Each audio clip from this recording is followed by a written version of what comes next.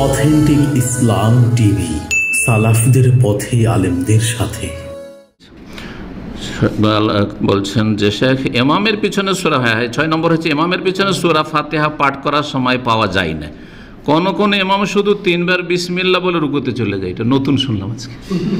এ প্রশ্নগুলি না আসলে আমি মেলা এইসব নলেজ থেকে বঞ্চিত থাকতাম। যে সূরা ফাতিহা তাড়াহুড়া আছে, সূরা ফাতিহা পড়ে না, কি পড়ে? সূরা ফাতিহার বিকল্প হিসাবে 3 বার বিসমিল্লাহ পড়ে নিল। একবার স্পষ্ট বেদাত। যদি কোনো ইমাম করে তো সে জাহেল, মূর্খ, বেদাতি। কথা বোঝা গেছে না? জি, আর সলাত হবে না। লা সলাত লিমান লাম ইয়াকরা বিফাতিহাতিল কিতাব। সূরা ফাতিহা ছাড়া সলাত হয় না। ইমামের সলাত হয় না, নিশ্চিত হয় না। বোঝা গেছে? একাকির সলাত হয় না।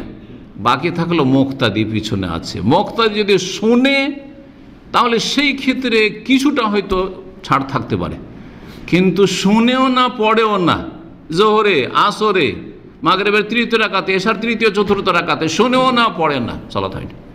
হ্যাঁ, 6 রাকাতে যখন শুনছেন সেই ক্ষেত্রে কিছু মজবুত দলিলও আছে। সুতরাং কেউ যদি নাও পড়ে আমি বলবো না যে তার সলাত হবে না।